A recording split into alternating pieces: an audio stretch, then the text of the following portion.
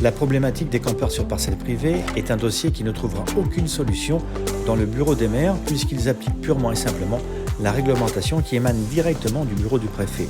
Il faut savoir que le code de l'urbanisme interdit le camping sur parcelles privées. La commune de Rive-du-Plage, en accord avec le conseil municipal, a fait preuve de bienveillance en leur octroyant à ses propriétaires le droit de venir passer des vacances. Mais voilà, cette bienveillance s'est transformée en droit et c'est là une partie du problème. Île-de-Ré TV s'est entretenu avec Patrice Raffarin, maire de Rive-du-Plage, qui aujourd'hui ne voit plus de solution, hormis peut-être celle de voir changer la loi. La situation des campeurs sur parcelles privées, c'est un vieux problème donc sur l'Île-de-Ré et c'est surtout un problème très cruel d'un point de vue humain, mais c'est aussi un problème d'un point de vue réglementaire. En fait, sur la commune de Rive-du-Plage, à la date d'aujourd'hui, on a encore à peu près 70 parcelles qui sont campées et qui se répartissent en fait sur le site du Défend, au niveau de la Pointe de Chauveau, et puis surtout au niveau du quartier des Bragots, autour de ce qu'on appelle le chemin des Nolettes. Donc là sont vraiment les parcelles qui sont campées. Les autres, petit à petit, les propriétaires vieillissent et malheureusement en fait ne sont plus très actifs sur leurs parcelles. Mais à la date d'aujourd'hui, on a encore 70 parcelles campées. Alors d'un point de vue réglementaire, donc ce qu'il faut savoir, c'est que tous les terrains, tout le foncier sur l'Île-de-Ré est soit en site inscrit ou en site classé, ce qui veut donc dire que le code de l'urbanisme en fait interdit le camping sur parcelles privées, partout. Depuis maintenant fort longtemps. Mais il est vrai que certaines communes, dont la mienne, dont celle de Rive-du-Plage, avec l'accord donc du conseil municipal, depuis très longtemps, on a fait preuve de bienveillance autour des campeurs et leur octroyant la possibilité de venir camper sur leur parcelle pendant 2 ou 3 mois. La difficulté de cette bienveillance, c'est que bien souvent dans la tête des campeurs sur parcelles privées, cette bienveillance, elle s'est transformée en droit. Donc les campeurs sur parcelles privées ont eu l'impression d'avoir le droit de venir camper pendant 2 ou 3 mois sur leur parcelle. Or, ça a toujours été interdit par le code de l'urbanisme, il faut bien le dire. Le fait qu'ils puissent venir, c'était uniquement de la bienveillance. Qu'est-ce qui, aujourd'hui, modifie la donne? C'est le plan de prévention des risques naturels qui a été approuvé donc, par un arrêté préfectoral au mois de février 2018. Et cet arrêté préfectoral classe donc les terrains, certains terrains, ou en érosion marine, ou en submersion marine, ou en risque feu. Et si je prends par exemple donc l'exemple du Défend, sur le site du Défend, il y a énormément de terrains qui sont en submersion marine. De même que dans les Bragots, les terrains sont en risque feu. Et là, il y a donc une interdiction formelle de camper sur les parcelles privées. Alors, nous, la commune de Rive-du-Plage, donc en début d'année, on a uniquement envoyé un courrier aux propriétaires de ces parcelles qui étaient donc classés dans le plan de prévention des risques naturels pour leur rappeler l'interdiction. Bien évidemment, donc certains ont eu envie un petit peu d'enfreindre la loi et sont venus camper cet été. Ça va se traduire par un procès verbal qui sera donc ensuite envoyé au tribunal judiciaire puisque c'est la loi. Et imaginez que malheureusement on a eu un incendie donc cet été avec des décès dans les bois du fait d'un camping sur parcelle privée. Qu'est-ce qu'on aurait dit du maire qui n'aurait pas fait appliquer en fait la loi et particulièrement le plan de prévention des risques naturels. Donc il était de ma responsabilité de rappeler aux campeurs l'arrêté préfectoral.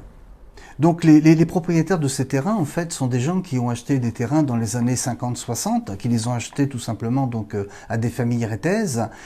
Sont des gens qui ont toujours bien été accueillis, d'ailleurs, par la population rétaise et qui, quelque part, ont contribué aussi donc au développement de l'Île-de-Ré et à son économie. Ça, c'est tout à fait donc indéniable. La problématique, je le redis, c'est que la loi change, la loi évolue et que nous, maires, en tant que représentants de l'État, on est obligés de faire appliquer donc les textes. Il y a une association donc qui les défend bien, les campeurs sur parcelles privées, c'est la PIR. Et à titre personnel, il est vrai que je les rencontre régulièrement. Il y a encore pas très longtemps, j'ai rencontré donc sa présidente. Leur assemblée générale se déroule dans la salle des fêtes de Rive-du-Plage depuis très très longtemps. Donc j'ai quand même une certaine proximité donc avec ces personnes. Le seul problème, c'est que on n'a jamais pu faire aboutir nos discussions. Les souhaits donc de la PIR ne peuvent pas, réglementairement, je peux pas les mettre en œuvre, c'est pas possible, je peux pas répondre favorablement donc à leurs attentes, et notamment pendant un moment, c'était la possibilité d'échanger des terrains qui étaient en submersion marine ou en risque feu contre des terrains qui n'étaient pas donc frappés par le PPRN. Mais nous, commune de Rive-du-Plage, on n'a malheureusement pas le foncier de disponible pour faire de tels échanges. C'est totalement impossible. Alors, je peux comprendre la douleur de ces propriétaires, puisque ce sont des terrains qu'ils ont acquis depuis très très longtemps, sur lesquels ils sont venus passer donc des vacances, sur lesquels il y a un affectif très très fort. Mais là encore, je crois qu'il faut au contraire qu'ils puissent apprécier d'avoir pu en bénéficier pendant des décennies. Et là, à la date d'aujourd'hui, le plan de prévention des risques naturels, c'est une réalité. Ça relève de la préfecture. Et cette réalité, il faut le rappeler, parce que si malheureusement un jour on a un accident, les maires ne peuvent pas en assumer cette responsabilité, ce serait totalement inconcevable. Donc moi en tant que maire, j'ai simplement rappelé donc l'esprit de la loi, et j'ai envie de dire que la PIR ou les campeurs sur parcelles privées seraient bien avisés de demander audience avec le préfet, puisque je rappelle que le plan de prévention des risques naturels, c'est un arrêté préfectoral, c'est de la compétence de l'État. Donc il faut que les discussions en fait des campeurs sur parcelles privées ne se passent pas, alors avec les maires, bien sûr qu'il faut entretenir le dialogue, mais il faut qu'ils aient une discussion avec l'État. Entretien avec Patrice Raffarin, maire de Rive-du-Plage. Les campeurs sur parcelles privées, donc dans les années 50-60, ont commencé donc à acheter des parcelles sur l'île de Ré, et c'était des transactions commerciales, amiables, entre l'acheteur et le vendeur. Mais en rien, la mairie n'intervenait dans ces transactions. Après, lorsque cette personne avait acheté un terrain, c'était le cas de ma grand-mère qui avait acheté un terrain, eh bien, il faut bien évidemment connaître, s'informer auprès de la mairie des règles du plan d'occupation des sols. Et sur le terrain que ma grand-mère avait acheté, quand on était donc enfant, on venait uniquement camper, puisque déjà à l'époque, on savait qu'on ne pouvait pas faire bâtir. On savait qu'on ne pouvait pas mettre de mobil-home ou de caravane. Donc moi, j'ai passé toutes mes vacances à camper sur le terrain.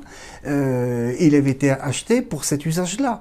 Mais c'est pas écrit dans l'acte, en fait. C'est une transaction commerciale amiable entre une personne qui veut acheter un terrain et le propriétaire. Et ensuite, quand on achète un terrain, c'est comme partout en France, on se renseigne sur les règles d'urbanisme. Et bien évidemment, moi j'ai eu la chance que le terrain acheté par ma grand-mère soit devenu donc constructible, mais il aurait pu rester comme d'autres terrains non constructibles en fait. La mairie n'intervenait pas à l'époque dans ces transactions en fait. C'était des transactions de gré à gré en fait. Et donc ces terrains qui étaient acquis donc par des propriétaires, alors tout dépend du classement, mais la plupart de ces terrains qui étaient en zone naturelle, les propriétaires savaient déjà à l'époque qu'ils n'avaient pas le droit de faire de construction, de sanitaire, de douche, etc. J'en voudrais d'ailleurs l'illustrer par une preuve assez amusante. Sur la commune de Rive-du-Plage, comme d'ailleurs dans d'autres communes de l'île de Ré, bon nombre de terrains ont dessus ce qu'on appelle des cabanes enterrées, des maisons enterrées. Des maisons qui ont été faites dans le sol. C'est comme si c'était une cave, mais une cave qui était habitable. Donc les gens qui faisaient ce type de construction à l'époque savaient bien que s'ils le faisaient donc dans le sol, c'est qu'ils n'avaient pas le droit en fait de le monter hors sol. Et c'est une réalité. Moi à l'époque, enfin je reviens à ma situation personnelle, mais avec ma grand-mère et mes parents, on n'a jamais rien fait sur le terrain parce qu'on savait que le règlement d'urbanisme nous l'interdisait. Donc il n'y a jamais rien eu. Et pour contourner cette loi, quand on se promène dans les bois à Rivedoux, vous avez plein de terrains où il y a des cabanes, des maisons qu'on appelle des maisons enterrées. Donc ça prouve bien que déjà à l'époque, le propriétaire savait bien que son terrain, il ne pouvait pas le développer comme d'autres terrains. La plupart donc des acquisitions de ces terrains sur lesquels on a du camping sur parcelles privées ont été faites bien avant la construction du pont, ont été faites dans les années 50-60 et généralement c'était des gens d'ailleurs du Poitou-Charentes, c'était des gens très proches en fait des Deux-Sèvres, de la Vienne, de la Charente qui ma foi voulaient profiter un petit peu de la façade maritime, profiter un petit peu d'un temps de vacances bien mérité et donc venaient investir sur ce type de terrain pour y pratiquer un usage donc de vacances de camping.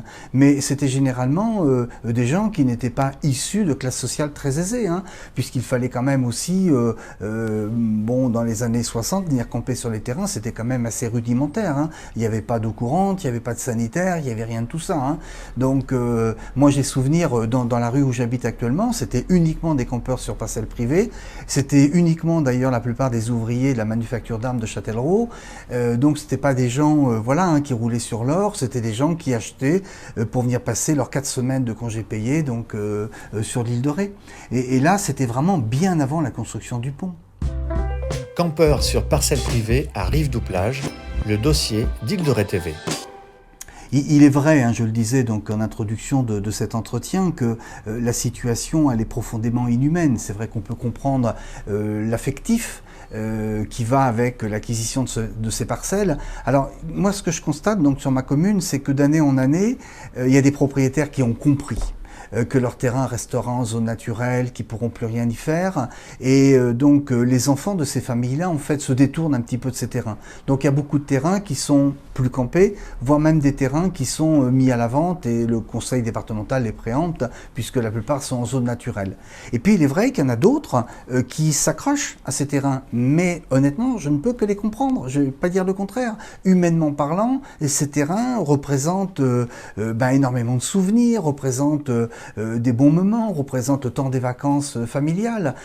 Donc c'est vrai que la situation est extrêmement compliquée pour eux, puisqu'en fait moi personnellement je leur dis pas de partir, je leur rappelle simplement le contexte de la loi, et la loi aujourd'hui leur permet de venir sur leur terrain, et tant mieux quand même, de venir y pique-niquer, mais il est vrai qu'ils ne peuvent pas y séjourner, ils ne peuvent pas y dormir.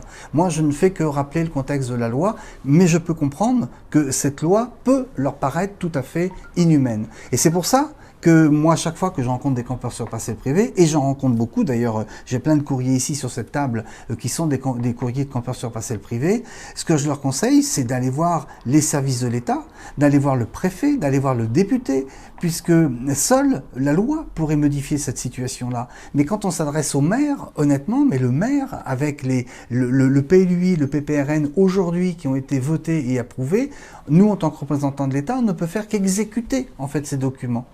C'est plus de notre ressort. Donc moi, encore dernièrement, même Geoffrey, je lui ai dit même Geoffrey, mais c'est au niveau de l'État qu'il faut agir, pas au niveau des communes. Mais à la date d'aujourd'hui, pour moi, je vois pas de solution. Honnêtement, c'est très compliqué. Déjà, je vois à l'échelle donc de maire toutes les contraintes que l'État donc nous met. Donc sur un problème aussi cruel qu'est le camping sur parcelle privée, je vois pas comment on peut faire. Très sincèrement, je suis ouvert si les campeurs ont des solutions à proposer, mais très sincèrement, moi j'en vois pas. Ça va être extrêmement compliqué. Seule, à mon avis, la loi peut modifier donc effectivement la situation. Abonne-toi, like et partage les vidéos d'Île de Ré TV.